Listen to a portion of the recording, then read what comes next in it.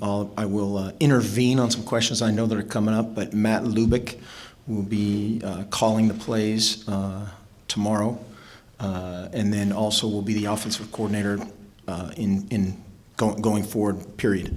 We don't want this to be a sideshow. A job kind of audition against Gary Patterson's not your best one to be judged against, so we want to try to keep that off the table, and Lube's done a great job, as well as the rest of our offensive staff, trying to plan to attack against TCU. So excited about that, excited about our players and how they've prepared, and again looking forward to the challenge of tomorrow night. Mark, when did you come to the decision to name Lubick the O coordinator? I don't know if there was an exact moment. I think Matt is an outstanding football coach. He's extremely detail oriented. He's a very good recruiter. The players really take to him, just tireless. He's been on both sides of the ball. He can approach it from the secondary perspective, a total defensive perspective, as well as a quarterback or a receiver, or running back, or a front. And I think just as a group, our continuity as an offensive staff is a big strength. And he was kind of the outsider that came in and added a bunch to it, and at the same time meshed into a great group. And so I don't remember the day. It's probably a culmination of years and being around him and seeing him operate.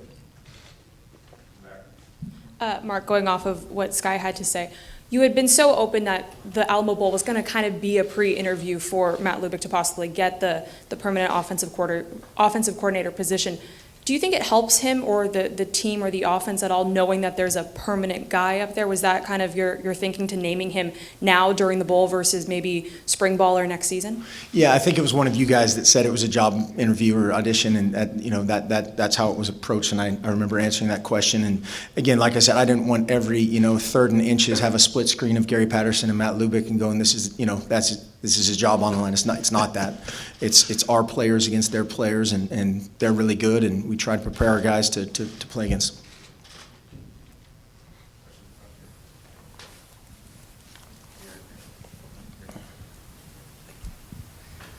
them. This is for Coach Helfrich.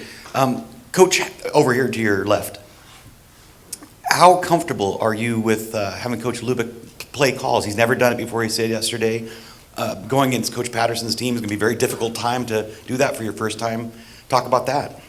Yeah, we've drilled it, and again, it will be his first time, and it's always funny of communicating with guys on the headsets. This isn't the first time we've ever communicated that way.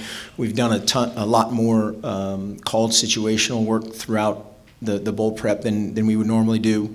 And that's good for the offense and the defense and for our players to try to kind of improvise more than just script it. But so much of what you do on game day is predetermined. Coach Patterson has his short yardage situations, red zone, second and long, all the things that you kind of parcel out in a game plan they're done. They're laminated and ready to go, and you do that collectively, and then you try to get in the best situation. On Tuesday, you're trying to predetermine what the best situation is to be on game day, and so much of it is just staying organized, staying a play ahead, and anticipating those scenarios. And then obviously they're gonna do something a little bit differently. We'll see if he can divulge that here today, but that we'll have to adjust to. Gary, yesterday when we talked to Doug and Sonny, they said they're unsure who's going to be your starter tomorrow.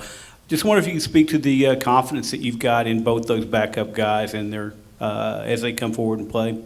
Well, we were able to win at Kansas. You play with played both of them in the Oklahoma. Probably the older, if they were asking me, would have the nod Bram, just for the simple reason of the last game both of them played in, just because of the moment.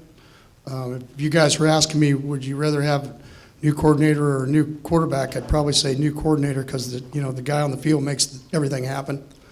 As he said, it's premeditated. What we're going to do, how we're going to do it. Now, how's his reactions to it? But it's like I told him yesterday. I said, you guys don't know the background, but Bram lost his dad, Oklahoma. In fact, that Saturday that we played Oklahoma, he ended up being able to play and doing things, and so. you know, he's one of those kids that walked on, wanted a chance to play as a quarterback in this system. And I said, take all the time you need, and he was back for Tuesday practice. I mean, he's been committed to TCU, and Foster Sawyer, the same thing, being a young player. You go into a Grayson Muhlstein, and so for us, you know, for me, it doesn't make any difference which one of them starts. The guy that can throw the same color, the guy that can move the ball, and get us in the play. And the kids, more importantly, I think it comes down to when you watch your team on the field, which one of, you know, I've always defined a great player by everybody around him is better when he's on the field. And the quarterback position definitely is highlighted when it comes down to those kind of situations. So, you know, I think probably if they were going to get a nod, it would probably be Bram, but either one of them's fine with me because after today, you know, starting tomorrow, I mean, we're going forward, you're going to be playing with a different quarterback anyway. So, you know, we'll add Kenny Hill to the scenario and then the young quarterback, Brandon Wooten. So, you know, you kind of go forward.